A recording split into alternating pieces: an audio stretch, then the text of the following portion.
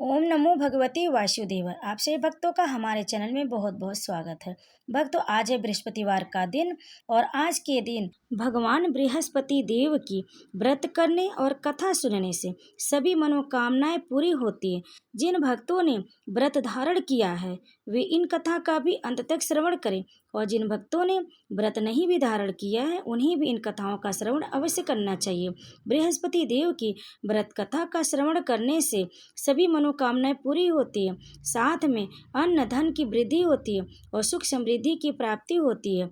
इसीलिए भक्तों, आप इन कथाओं का प्रेम पूर्वक अंत तक श्रवण करें। और भक्तों, इसी तरह की कथाओं का श्रवण करने के लिए आप हमारे चैनल को सब्सक्राइब जरूर कर लें। वीडियो पसंद आए तो लाइक करें, अधिक से अधिक अपने परिवारजनों में शेयर करें और आप इस कथा का अंत तक श्रवण करें। तो आइए भक्तों, आज हम आपको सुनाएंगे बृहस्पतिवार की बहुत ही पावन और चमत्कारिक कथा। प्रेम से बोलिए बृहस्पति देव की जय। भारतवर्ष में एक प्रतापी और दानी राजा राज्य करता था। वह नित्य गरीबों और ब्राह्मणों की सहायता करता था। यह बात उसकी रानी को अच्छी नहीं लगती थी। वह न ही गरीबों को दान देती, न ही भगवान का पूजन करती थी और राजा को भी दान देने से मना किया करती थी। एक दिन राजा शिकार खेलने वन को गए हुए थे तो रानी महल में अकेली थी। उसी समय बृहस्पति देव साधु वेश में राजा के महल में भिक्षा के लिए गए और भिक्षा मांगी। रानी ने भिक्षा देने से इनकार किया और कहा, हे साधु महाराज, मैं तो दान पुण्य से तंग आ गई हूँ। मेरा पति सारा धन लुटाते रहते। मेरी इच्छा है कि हमारा धन नष्ट हो जाए, फिर न रहेगा बांस, न बजेगी बांसुरी। साधु ने कहा, देवी, तुम तो बड़ी विचित्र हो। धन संतान तो सभी चाहते हैं, पुत्र और लक्ष्मी तो पापी के घर भी होने चाहिए। यदि तुम्हारे पास अधिक धन है तो भूखों को भोजन दो, प्यासों के लिए प्याऊ बनवाओ, मुसाफिरों के लिए धर्मशालाएं खुलवाओ। जो निर्धन अपनी कुंवारी कन्याओं का विवाह नहीं कर सकते उनका विवाह करा दो। ऐसे और कई काम हैं जिनके करने से तुम्हारा यश लोक परलोक में फैलेगा। परंतु रानी पर उपदेश का कोई प्रभाव न पड़ा। वह बोली, महाराज, आप मुझे कुछ न समझाएं। मैं ऐसा धन नहीं चाहती जो हर जगह बांटती फिरूं। साधु ने उत्तर दिया, यदि तुम्हारी ऐसी इच्छा है तो तथास्तु। तुम ऐसा करना कि बृहस्पतिवार को घर लीपकर पीली मिट्टी से अपना सिर धोकर स्नान करना, भट्टी चढ़ाकर कपड़े धोना। ऐसा करने से आपका सारा धन नष्ट हो जाएगा।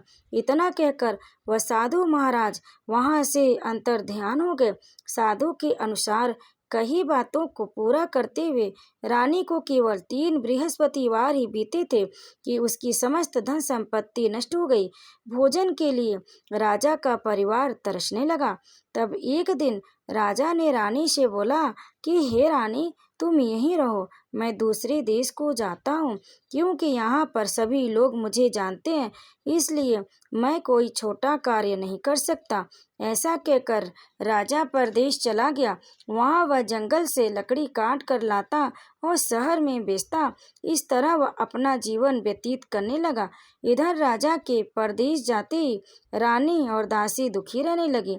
एक बार जब रानी और दासी को 7 दिन तक बिना भोजन के रहना पड़ा तो रानी ने अपनी दासी से कहा, हे दासी, पास ही के नगर में मेरी बहन रहती है, वह बड़ी धनवान है। तू उसके पास जा और कुछ ले आ ताकि थोड़ी बहुत गुजर बसर हो जाए। दासी रानी की बहन के पास गई। उस दिन गुरुवार था और रानी की बहन उस समय बृहस्पतिवार व्रत की कथा सुन रही थी। दासी ने रानी की बहन को अपनी रानी का संदेश दिया, लेकिन रानी की बड़ी बहन ने कोई उत्तर नहीं दिया। जब दासी को रानी की बहन से कोई उत्तर नहीं मिला तो वह बहुत दुखी हुई और उसे क्रोध भी आया। दासी ने वापस आकर रानी को सारी बात बता दी। सुनकर रानी ने अपने भाग्य को कोसा। उधर रानी की बहन ने सोचा कि मेरी बहन की दासी आई थी, परंतु मैं उससे नहीं बोली, इससे वह बहुत दुखी हुई होगी।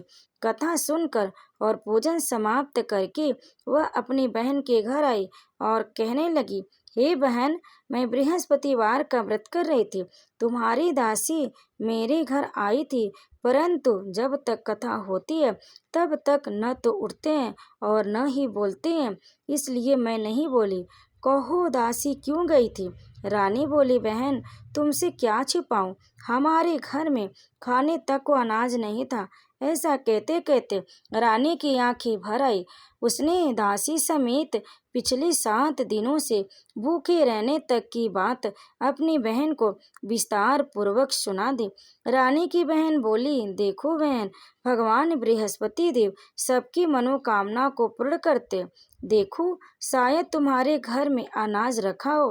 पहले तो रानी को विश्वास नहीं हुआ, पर बहन के आग्रह करने पर उसने अपनी दासी को अंदर भेजा तो उसे सचमुच अनाज से भरा एक घड़ा मिल गया। यह देखकर दासी को बड़ी हैरानी हुई। दासी रानी से कहने लगी, हे रानी, जब हमको भोजन नहीं मिलता तो हम व्रत ही तो करते हैं, इसलिए क्यों नहीं इनसे व्रत और कथा की विधि पूछ ली जाए ताकि हम भी व्रत कर सके। तब रानी ने अपनी बहन से बृहस्पतिवार व्रत के बारे में पूछा। उसकी बहन ने बताया, बृहस्पतिवार के व्रत में चने की दाल और मुनक्का से विष्णु भगवान का केले की जड़ में पूजन करें तथा दीपक जलाएं, व्रत कथा सुने और पीला भोजन ही करें। इससे बृहस्पति देव प्रसन्न होते हैं। व्रत और पूजन विधि बताकर रानी की बहन अपने घर को लौट गई। 7 दिन के बाद जब गुरुवार आया तो रानी और दासी ने व्रत रखा। गुड़शाल में जाकर चना और गुड़ लेकर आए, फिर उससे केले की जड़ तथा विष्णु भगवान का पूजन किया। पीला भोजन कहाँ से आए, इस बात को लेकर दोनों बहुत दुखी थे। चूँकि उन्होंने व्रत रखा था, इसलिए बृहस्पति देव उनसे प्रसन्न थे। वे एक साधारण व्यक्ति का रूप धारण कर 2 थालों में सुंदर पीला भोजन दासी को दे गए। भोजन पाकर दासी प्रसन्न हुई और फिर रानी के साथ मिलकर भोजन ग्रहण किया। उसके बाद वे सभी गुरुवार को व्रत और पूजन करने लगे। बृहस्पति भगवान की कृपा से उनके पास फिर से धन संपत्ति आ गई, परंतु रानी फिर से पहले की तरह आलस्य करने लगी। तब दासी बोली, देखो रानी, तुम पहले भी इस प्रकार आलस्य करती थी, तुम्हें धन रखने में कष्ट होता था, इस कारण सभी धन नष्ट हो गया। और अब जब भगवान बृहस्पति की कृपा से धन मिला है तो तुम्हें फिर से आलस्य होता। रानी को समझाते हुए दासी कहती है कि बड़ी मुसीबतों के बाद हमने यह धन पाया है, इसलिए हमें दान पुण्य करना चाहिए, भूखे मनुष्यों को भोजन कराना चाहिए और धन को शुभ कार्यों में खर्च करना चाहिए, जिससे तुम्हारे कुल का यश बढ़ेगा, स्वर्ग की प्राप्ति होगी और पितृ प्रसन्न होंगे। दासी की बात मानकर रानी अपना धन शुभ कार्यों में खर्च करने लगी, जिससे पूरे नगर में उसका यश फैलने लगा। एक दिन राजा दुखी होकर जंगल में एक पेड़ के नीचे आसन जमा कर बैठ गया। वह अपनी दशा को याद करके व्याकुल होने लगा। बृहस्पतिवार का दिन था। एकाएक उसने देखा कि निर्जन वन में एक साधु प्रकट हुए। वह साधु वेश में स्वयं बृहस्पति देवता थे। लकड़हारे के सामने आकर बोले, हे लकड़हारे, इस सुनसान जंगल में तू चिंता मग्न क्यों बैठा?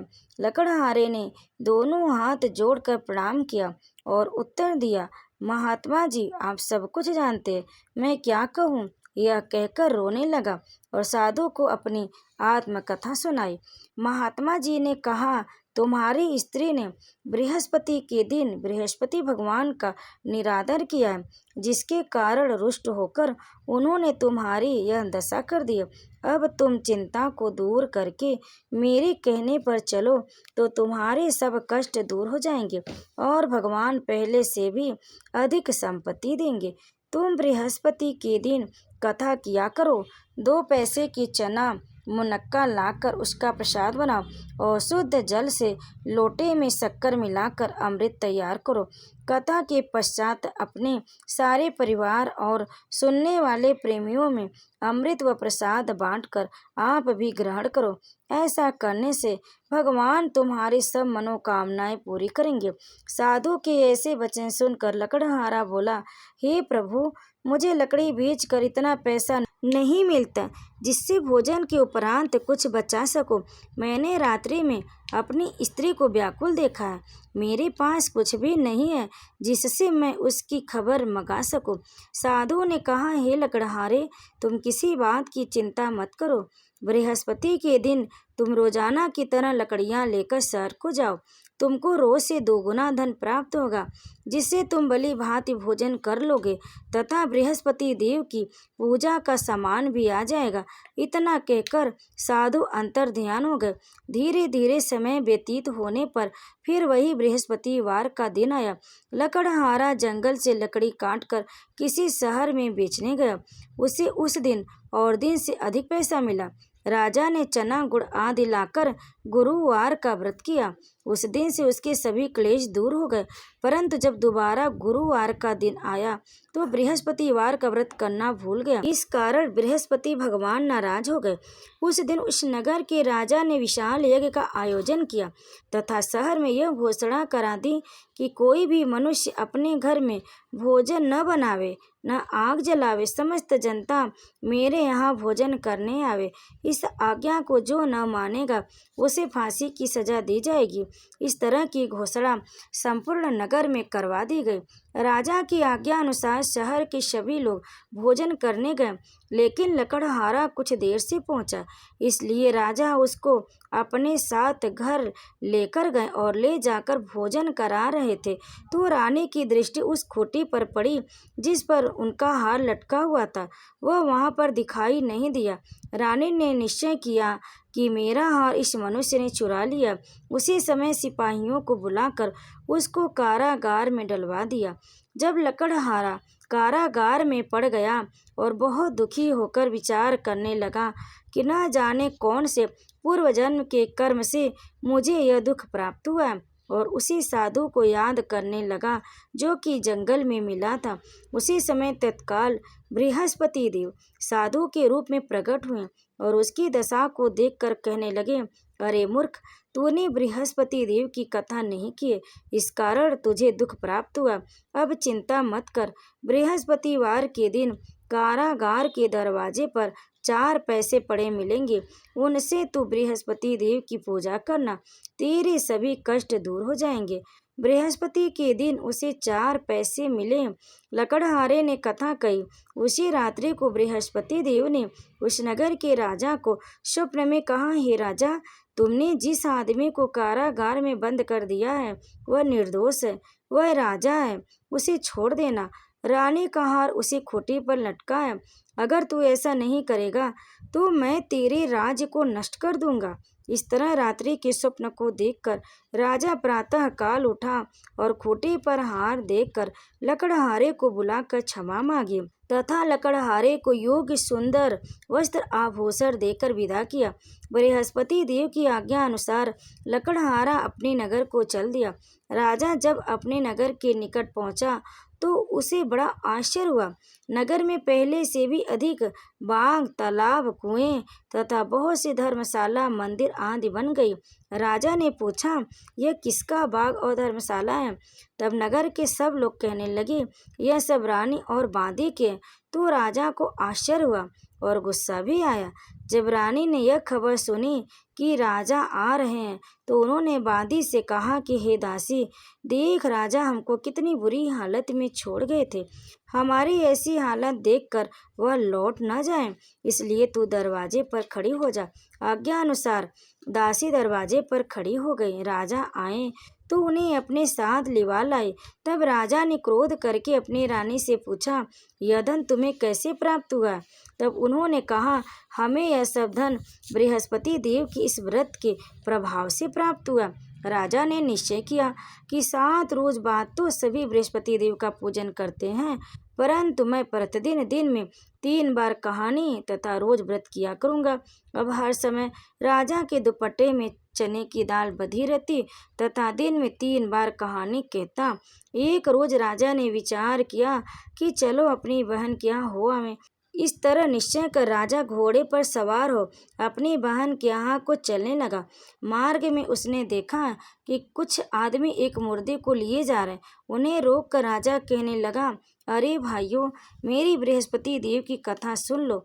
वे बोले, लो, हमारा तो आदमी मर गया है, इसको अपनी कथा की पढ़िए। परंतु कुछ आदमी बोले, अच्छा कहो, हम तुम्हारी कथा सुनेंगे। राजा ने दाल निकाली और जब कथा आधी हुई कि मुर्दा हिलने लग गया, और जब कथा समाप्त हो गई तो राम राम करके मनुष्य उठकर खड़ा हो गया। आगे मार्ग में उसे एक किसान खेत में हल चलाता मिला। राजा ने उसे देख और उससे बोला, अरे भैया, तुम मेरी बृहस्पतिवार की कथा सुन लो। किसान बोला, जब तक मैं तेरी कथा सुनूंगा तब तक 4 हरैया जोत लूंगा। जा अपनी कथा किसी और को सुनाना। इस तरह राजा आगे चलने लगा। राजा के हटते ही बैल पछाड़ खाकर गिर गया तथा किसान के पेट में बड़ी जोर का दर्द होने लगा। उस समय उसकी माँ रोटी लेकर आई। उसने जब यह देखा तो अपने पुत्र से सब हाल पूछा और बेटे ने सभी हाल कह दिया। तो बुढ़िया दौड़ी दौड़ी उस घुड़सवार के पास गई और उससे बोली कि मैं तेरी कथा सुनूंगी, तू अपनी कथा मेरे खेत पर चलकर ही कहना। राजा ने बुढ़िया के खेत पर जाकर कथा कही, जिसके सुनते वह बैल उठ खड़े हुए तथा किसान के पेट का दर्द भी बंद हो गया। राजा अपनी बहन के घर पहुंचा। बहन ने भाई की खूब खातिरदारी की। दूसरे रोज प्रातः काल राजा जगा तो वह देखने लगा कि सब लोग भोजन कर रहे हैं। राजा ने अपनी बहन से कहा, ऐसा कोई मनुष्य है जिसने भोजन नहीं किया हो और मेरी बृहस्पतिवार की कथा सुन ले। बहन बोली, हे भैया, यह देश ऐसा ही है कि पहले यहाँ लोग भोजन करते हैं, बाद में अन्य काम करते हैं। अगर कोई पड़ोस में हो तो देखाऊं। ऐसा कहकर वह देखने चली गई, परंतु उसे कोई ऐसा व्यक्ति नहीं मिला जिसने भोजन न किया हो। अतः वह एक कुम्हार के घर गई, जिसका लड़का बीमार था। उसे मालूम हुआ कि उनके यहाँ 3 रोज से किसी ने भोजन नहीं किया। रानी ने अपने भाई की कथा सुनने के लिए कुम्हार से कहा। वह तैयार हो गया। राजा ने जाकर बृहस्पतिवार की कथा कही, जिसको सुनकर उसका लड़का ठीक हो गया। अब तो राजा की प्रशंसा होने लगी। एक रोज राजा ने अपनी बहन से कहा, हे बहन, हम अपने घर को जाएंगे, तुम भी तैयार हो जाओ। राजा की बहन ने अपनी सास से कहा तो सास ने कहा कि चली जा, परंतु अपने लड़के को मत ले जाना, क्योंकि तेरे भाई को कोई औलाद नहीं है। बहन ने अपने भैया से कहा, हे भैया, मैं तो चलूंगी पर कोई बालक नहीं जाएगा। राजा बोला, जब कोई बालक नहीं चलेगा तब तुम क्या करोगी। अकेले चलकर बड़े दुखी मन से राजा अपने नगर को लौट आया। राजा ने अपनी रानी से कहा, हम निर्वंशी हैं, हमारा मुख देखने का धर्म नहीं है और कुछ भोजन आदि नहीं किया। रानी बोली, हे प्रभु, बृहस्पति देव ने हमें सब कुछ दिया है, वह हमें औलाद अवश्य देंगे। उसी रात को बृहस्पति देव ने राजा से स्वप्न में कहा, हे राजा, उठ, सभी सोच त्याग दे, तेरी रानी गर्भ से है। राजा की यह बात सुनकर उसे बड़ी खुशी हुई। फिर 9वें महीने में रानी के गर्भ से एक सुंदर पुत्र पैदा हुआ। तब राजा बोला, हे रानी, स्त्री बिना भोजन के रह सकती है, पर बिना कुछ कहे नहीं रह सकते। जब मेरी बहन आवे तुम उससे कुछ मत कहना। रानी ने सुनकर हाँ कर दिया। जब राजा की बहन ने यह शुभ समाचार सुना तो बहुत खुश हुआ तथा बधाई लेकर अपने भाई के यहाँ आया। तभी रानी ने कहा, घोड़ा चढ़कर तो नहीं आई, गधा चढ़ी आई। राजा की बहन बोली, भाभी, मैं इस प्रकार न कहती तो तुम्हें औलाद कैसे मिलती। बृहस्पति देव ऐसे ही हैं, जैसे जिसकी मन में कामनाएं हैं सभी को पूर्ण करते हैं। जो सद्भावना पूर्वक बृहस्पतिवार का व्रत करता है एवं कथा पढ़ता अथवा सुनता है, दूसरों को सुनाता है, बृहस्पति देव उसकी सभी मनोकामना पूर्ण करते हैं। भगवान बृहस्पति देव उसकी सदैव रक्षा करते हैं।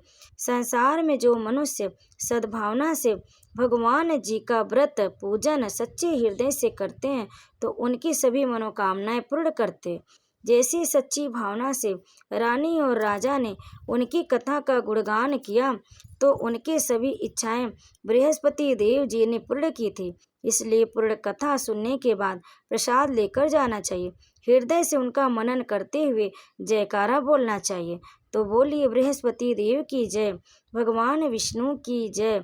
अब आइए सुनते हैं बृहस्पतिवार की दूसरी कथा। प्राचीन काल में एक ब्राह्मण रहता था। वह बहुत निर्धन था। उसके कोई संतान नहीं थी। उसकी स्त्री बहुत मलिनता के साथ रहती थी। वह स्नान न करती, किसी देवता का पूजन न करती।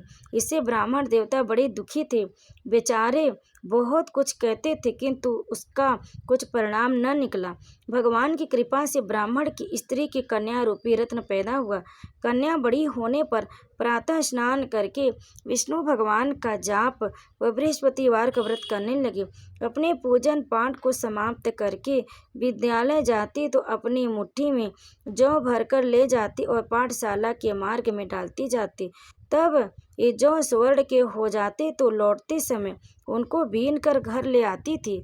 एक दिन वह बालिका सूप में उस सोने के जौ को फटक कर साफ कर रही थी, तो उसके पिता ने देख लिया और कहा, हे बेटी, सोने के जौ के लिए सोने का सूप होना चाहिए। दूसरे दिन बृहस्पतिवार था।